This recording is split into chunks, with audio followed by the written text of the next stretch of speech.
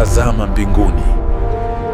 Ulimwengu haukuzaliwa kutokana na machafuko ya kubahatisha, bali uliundwa kwa usahihi usio na ukomo.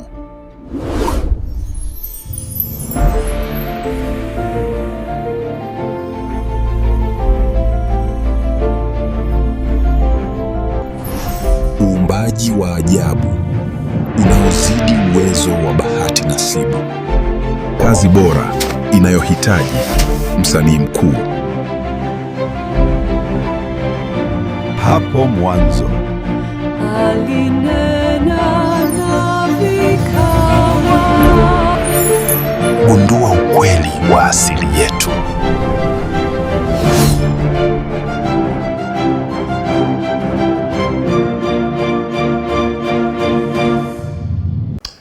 Yes, Bwana ni mwema tena, wakati wote ameendelea kuturehemu na kutuonyesha kweli yake. Niwakaribishe tena kwa mwendelezo wa masomo haya ya uumbaji au uibukaji sura halisi. Katika masomo yaliyopita tumeendelea kutazama kwa nini watu wana mionekano tofauti.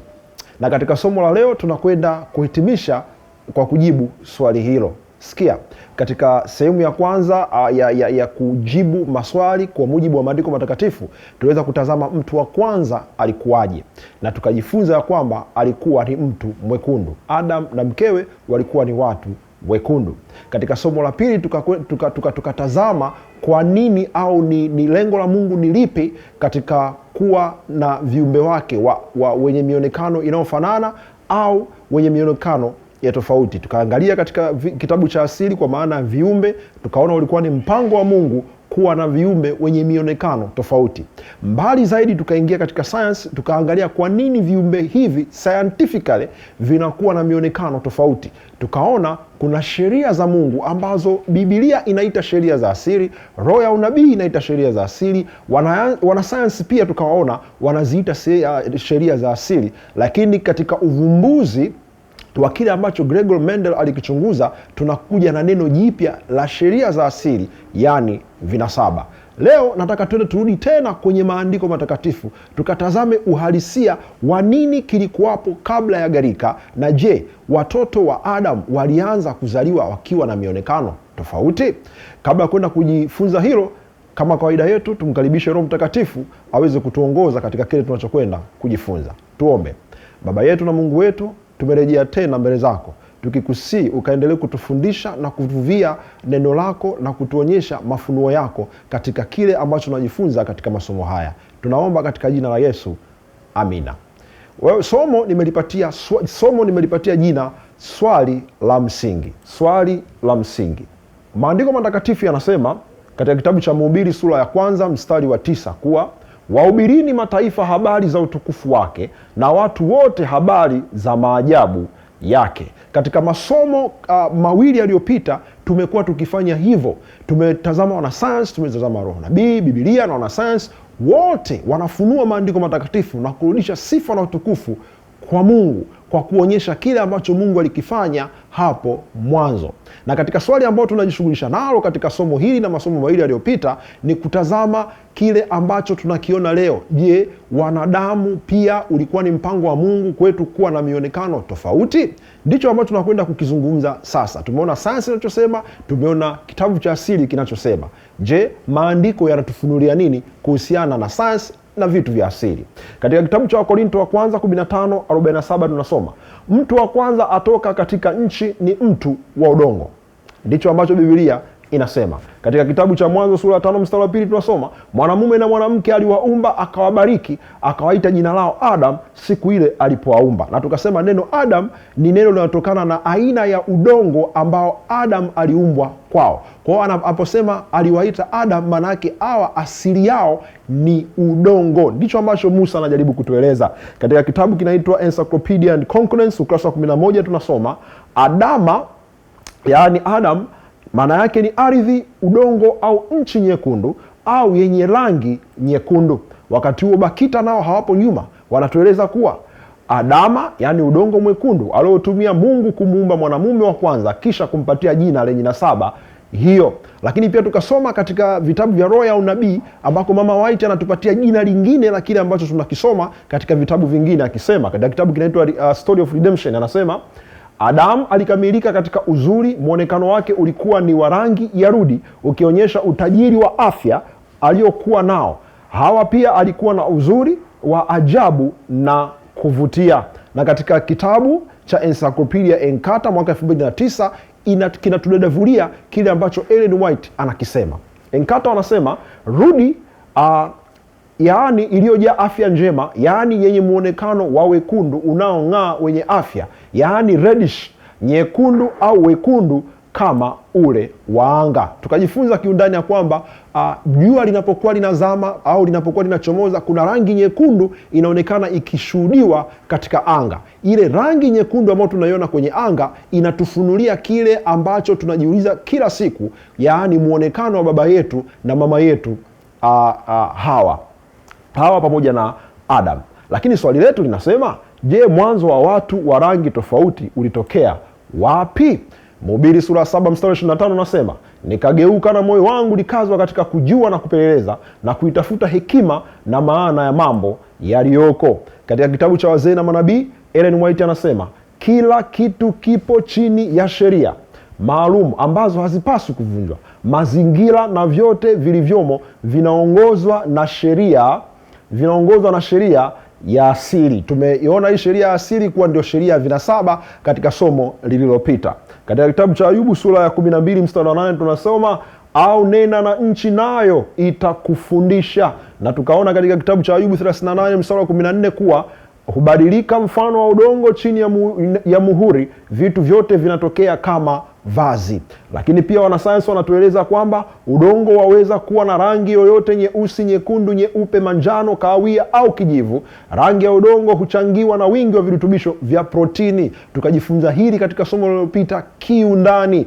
Kwa hiyo kubadilika kwa udongo ni moja ya majibu ya Mungu ya kwamba hatupaswi kubaguana, kwa sababu kiasili sisi ni udongo. Sikiliza, katika kitabu cha Mwanzo sura ya 1 mstari wa 12 tunasoma, nchi ikatoa majani, mchi utoao mbegu kwa jinsi yake, na mti uzao matunda ambao mbegu zake zimo ndani yake kwa jinsi yake. Mungu akaona ya kuwa ni vyema. Na nikawaonyesha picha mbalimbali za bustani zinazodhihirisha kile ambacho maandiko matakatifu yanasema, kama ambavyo unaona katika skrini hapo. Na katika tovuti ya Umoja wa Mataifa tunasoma kuwa nchi zinazotunza vinasaba vya mimea anuai kufadhiliwa msaada wa fedha na taasisi za kimataifa. Na tukaona ya kwamba kile ambacho tunaita sheria ya asili katika ardhi na mimea, wanasayansi leo wanaita vinasaba. Sikia, katika kitabu cha Ayubu sura 12:7 tunaambiwa, lakini sasa waulize hao wanyama nao watakufundisha, na nyuni wa angani nao watakuambia. Kwa nini Ayubu anatueleza haya? Kwa sababu kuna uhusiano mkubwa wa kile ambacho kinatokea kwenye ardhi, kuna uhusiano mkubwa wa kile kinachotokea kwa wanyama na ndege, kwa maana hawa wote wanatokana na ardhi. Na science inathibitisha hilo. Katika tovuti ya IPP Media tunasoma, maabara ya vinasaba vya wanyama kuanzishwa. Watafiti wanatuambia kuna maabara kwa ajili ya kuchunguza sheria za asili, yani vinasaba vya wanyama. Kwa lugha nyingine, wanyama wana vinasaba, ndege wana vinasaba, mimea pia ina vinasaba, ambao katika ardhi tunaita ni sheria ya asili. Ukitazama picha inayofuata inaonyesha ndege wa aina tofauti tofauti wenye mionekano tofauti tofauti, na kwa mujibu wa science mionekano hii ni kwa sababu ya sheria za vinasaba, lakini pia kwa mujibu wa maandiko matakatifu ulikuwa ni mpango wa Mungu tangia mwanzo. Ukitazama picha inayofuata hapa inaonyesha picha mbalimbali za paka. Kuna paka weusi hapa, kuna wa brown, kuna mchanganyiko wa weusi na weupe, kuna ambao wana rangi ya kahawia. Hawa wote wanaonyesha uzuri na utukufu wa Mungu na mpango wa Mungu hapo mwanzo. Kwa mujibu wa science, vinasaba vinapelekea haya mambo kutokea. Kwa mujibu wa Biblia ni sheria za asili ambazo Mungu alipata kuziweka na kuendesha hawa viumbe, kwa maana ya mimea pamoja na hawa paka na samaki na ndege kama ambavyo tumeona. Picha inayofuata inaonyesha mbwa, the same, wana mionekano tofauti lakini pia wana maumbile tofauti. Wapo wakubwa, wapo wanene, wapo weupe, wapo weusi. Hawa wote wanaonyesha sifa na kurudisha sifa na utukufu kwa Mungu na kutufunulia mpango wa Mungu katika swala zima la maumbile yetu. Ndicho ambacho science pamoja na Biblia inatufunulia. Katika kitabu cha Zaburi 139 mstari wa 14 tunasoma, nitakushukuru kwa kuwa nimeumbwa kwa jinsi ya ajabu ya kutisha. Matendo yako ni ya ajabu na nafsi yangu yajua sana. Ukisoma hili andiko vizuri utagundua ya kwamba kama Daudi leo angekuwepo, angetambua ya kwamba kumbe kuna sheria za vinasaba ambazo zinapelekea yeye aandike ya kwamba kwa kweli tumeumbwa kwa jinsi ya kutisha. Why? Kwa sababu kuna utaratibu ambao Mungu ameweka ndani ya miili yetu, ndani ya miili ya mimea, ndani ya miili ya wanyama, ambayo inapelekea sisi tuwe vile tulivyo. Ndivyo ambavyo Mfalme Daudi anatuambia katika kitabu cha Testimonies, Unpublished Testimonies, Agosti 5, 1896 tunasoma, uumbaji wa mwanadamu ni wa kutisha na kushangaza. Yehova ameandika sheria zake kupitia mkono wake mtukufu katika kila sehemu ya mwili.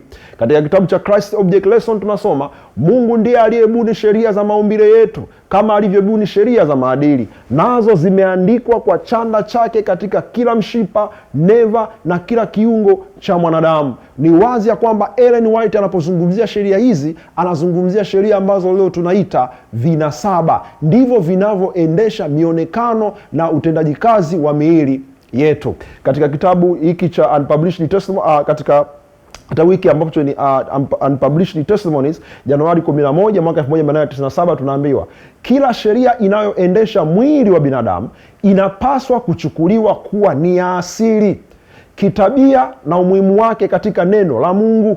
Sheria hii hushirikiana na kushikamana na mifumo yote ya mwili.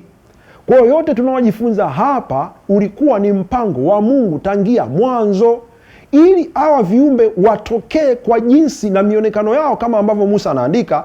Lazima aweke utaratibu ambao utawasaidia kutimiliza neno lake, yani kutokea katika jinsi na namna zao. Leo tunaita vinasaba ambavyo vilikuwepo ndani ya wanyama, mimea na historia pamoja na sayansi natufunulia ya kwamba vipo au sheria hizi zipo hata katika miili yetu. Katika kitabu cha Zaburi 119:18 tunaambiwa, unifumbue macho yangu niyatazame maajabu yako katika sheria yako. Na tukajua na tukajifunza nini maana vinasaba. Naomba ninukuu kwa ufupi hizi nukuu, alafu twende tukatazame nini hasa kilitokea kwa watoto wa Adam. Miriam Webster anatuambia, vinasaba katika biolojia ni sehemu ya seli katika mwili wa binadamu inayojishughulisha na kutoa muonekano, ukuaji na mambo mengine kuhusiana na kiumbe. Na katika gazeti la Habari Leo tunaambiwa vinasaba hivi ndivyo vinavyotengeneza sifa mbalimbali za muonekano wa mtu kwa nje, kama vile rangi ya macho, rangi ya ngozi na urefu, na sifa za ndani kama vile kemikali za mwili na ufanyaji kazi wa viumbe. Lakini pia tukasoma gazeti la Mwananchi kwa faida ya wale ambao hawajaliona somo lililopita. Anasema vinasaba ni chembe chembe ndogo ambazo hubeba taarifa zote za kibiolojia ambazo hutumika katika ukuaji na ufanyaji kazi wa kiumbe. Vinasaba hivyo hubeba taarifa zote za kiumbe hai, mfano rangi yake ya ngozi, kimo, nywele na magonjwa ya urithi alionayo huyo mtu.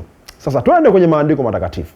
Kama Mungu alikuwa ameweka mfumo wa vinasaba, sheria za vinasaba, je, nini kilipata kutokea kabla ya gharika? Yaani watoto wa mwanzo wa Adam, je, walifanana tu na Adam kwa maana ya dunia nzima walikuwa ni watu wekundu, au walikuwa na mionekano tofauti? Biblia inasemaje? Historia inasemaje? Wachambuzi wa maandiko matakatifu wanasemaje? Twende tukaulize maandiko matakatifu.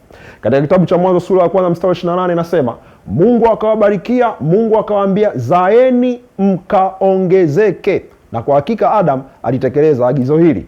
Na tunaposoma katika Wikipedia Encyclopedia tunaambiwa maneno yafuatayo kuhusiana na jinsi ambavyo vinasaba hivi ambavyo tumejifunza vipo ndani ya mwili wa binadamu vinavyofanya kazi. Naomba twende taratibu na unisikilize kwa makini. Anasema hivi, Kwa ujumla, vinasaba huonyesha athari zake za kiutendaji kazi kupitia uzalishaji wa protini kama ambavyo tumesoma, ambavyo ni molekuli changamano zinazohusika katika shughuli nyingi zinazofanyika katika seli. Protini ni mfululizo wa amino asidi. Tulisoma hii nukuu, nimerudia ili tuweze kuelewa. Sikia, Wikipedia inasema kupita vizazi vingi, genomu ya viumbe inaweza kubadilika kwa kasi kubwa, na hivyo husababisha mageuko. Uteuzi kwa mabadiliko yaliyo na manufaa unaweza kusababisha spishi, yani kiumbe, kugeuka kuwa wa aina bora zinazoweza kuishi katika mazingira yake, mchakato uitwao marekebisho. Tunaambiwa species mpya hutengenezwa kwa njia ya mchakato wa mgeuko yanayosababisha kuwepo kwa species mpya, sana sana yanayosababishwa na utenganishaji wa kijiografia unaozua idadi za wanyama na mimea kubadilishana jeni. Kwa mujibu wa wanasayansi, ni wazi ya kwamba hizi jeni au vinasaba huweza kubadilika kulingana na mabadiliko ya mazingira, kulingana na kile ambacho unakula au hewa pia ambayo unavuta. Ndivyo ambavyo watafiti wanatuambia. Sikia, katika kitabu cha Mwanzo sura ya 3 mstari wa 17 tunaambiwa, akamwambia Adam, kwa kuwa umesikiliza sauti ya mke wako ukala matunda ya mti ambao nalikuagiza nikisema usiale, ardhi imelaaniwa kwa ajili yako, na kwa uchungu utakula mazao yake siku zote za maisha yako. So cha kwanza ambacho tunakiona hapa, mazingira yanaanza kubadilika. Adam na Hawa wanatolewa katika mazingira ambao wamewazoea, wanakwenda katika mazingira ambayo hawayakuyazoea. Hawa tusikizane kwa makini. Katika kitabu cha Mwanzo 4:1 tunaambiwa, Adam akamjua Hawa mkewe, naye akapata mimba, akamzaa Kaini, akasema nimepata mtoto mwanamume kwa Bwana. Akaongeza akamzaa nduguye aliyeitwa Habili. Ndivyo ambavyo Biblia inatuambia. Lakini Biblia haiishii hapo. Kwa mtoto Kaini na Habili, Biblia inaishia kusema walizaliwa hawa watoto wawili. Lakini Biblia inatuongezea kitu kingine cha tofauti. Sikiliza, Mwanzo 4:25 inasema hivi, Adam akamjua mke wake tena, akazaa mwanamume, akamwita jina lake Seth, maana alisema Mungu ameniwekea uzao mwingine mahali pa Habili, kwa sababu Kaini alimuua. Kwa hiyo kulikuwa na mtoto mwingine wa tatu. Sikiza Biblia inachosema.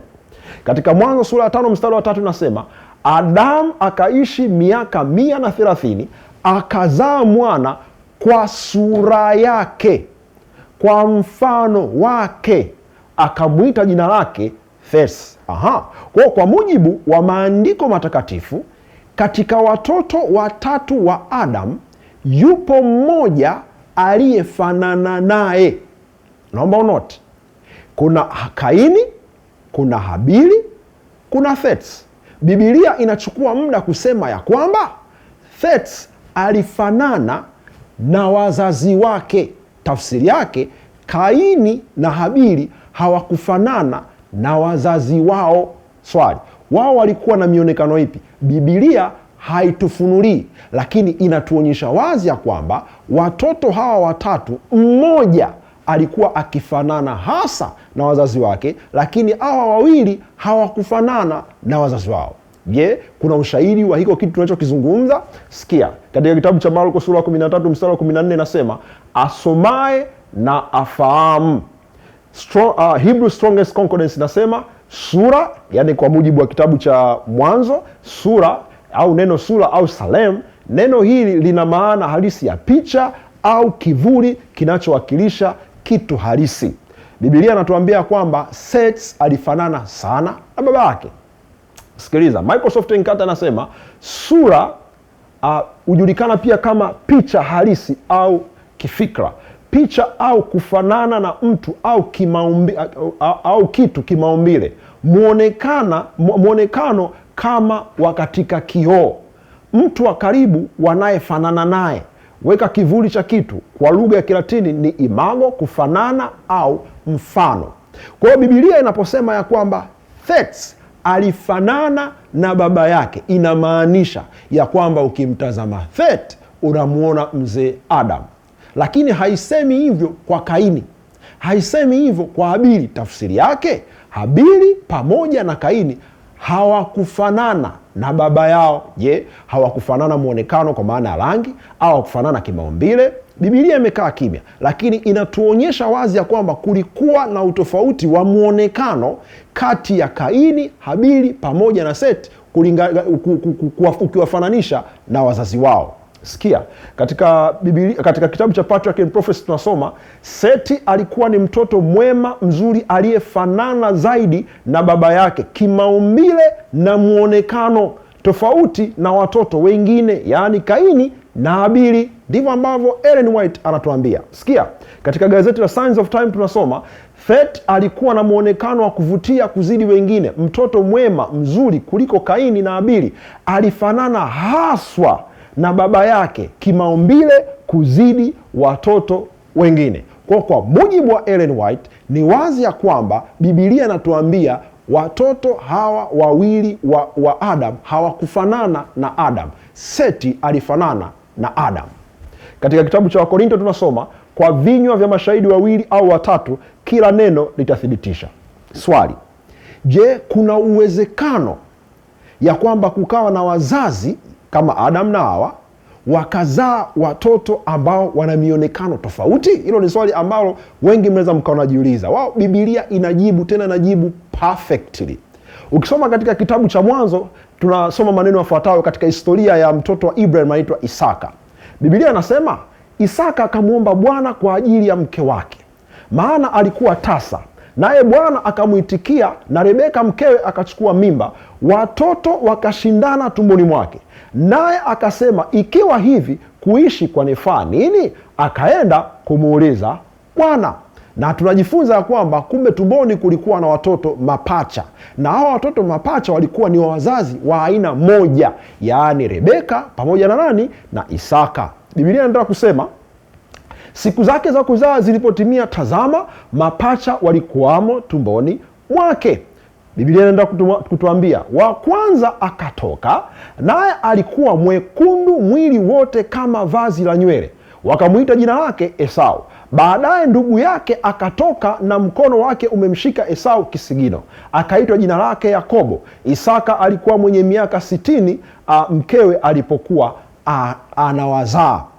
Kwa mujibu wa Biblia, hapa tunakutana na stori ya wazazi wawili, yani mume na mke, waliokuwa wakitafuta watoto, na walipokuja kupata watoto tena mapacha, walitoka wakiwa na mionekano miwili tofauti.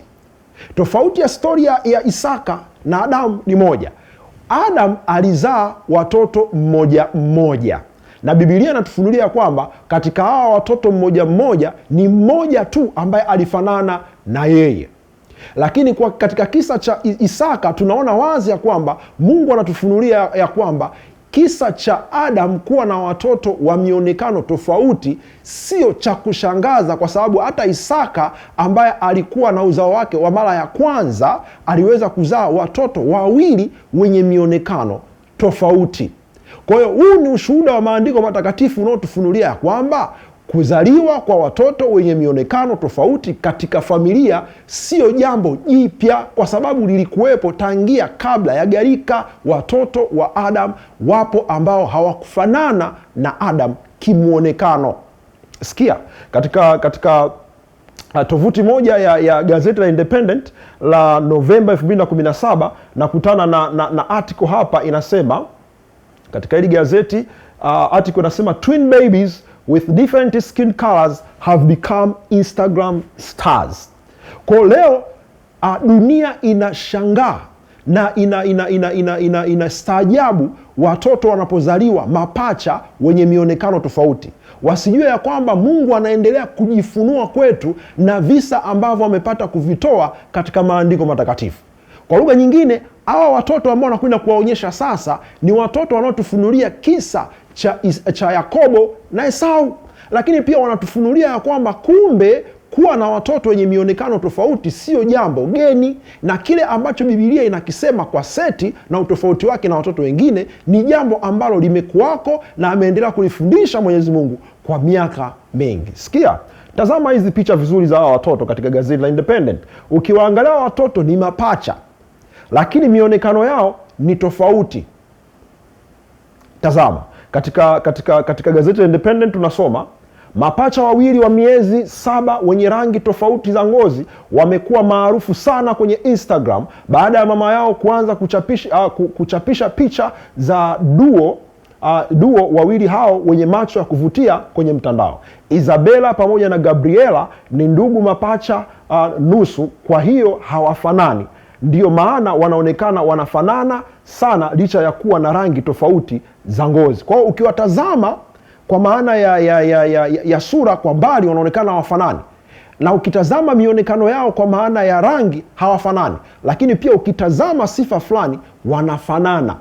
Kwa hiyo ni mapacha wanaofanana kwa maana ya viungo kadha wa kadha, lakini inapokuja swala la muonekano ni watoto wawili tofauti, ila wamezaliwa na mama mmoja na baba mmoja. Sikia, katika gazeti lingine la Express tunaambiwa meet the two teenager girls with different color hair, eyes and skin but they are twins.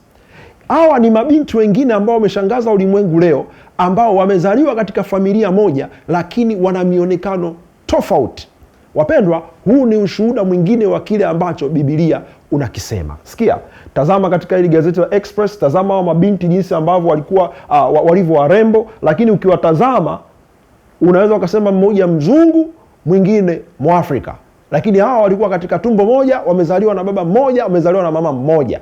Hivyo kutufunulia ya kwamba kile ambacho Biblia inakisema kuhusiana na watoto wa mwanzo wa Adam, kile ambacho Biblia inakisema kuhusiana na sheria za asili, yaani vinasaba, ni swala ambalo lipo wazi, lakini shetani hahitaji tulifahamu.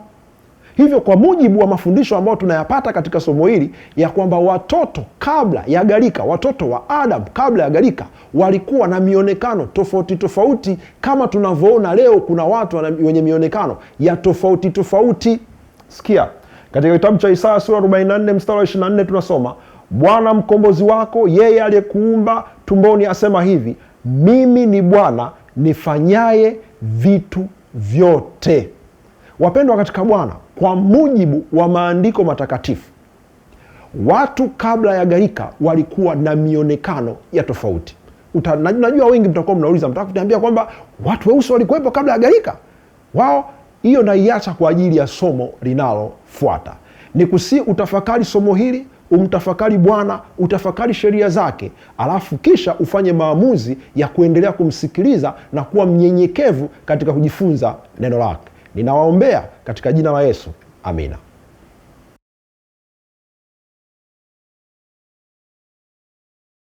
Pendwa mtazamaji, tafadhali subscribe, washa kitufe cha kengele, waweza pia kulike, ukacomment na kushare habari hizi njema. Mungu akubariki.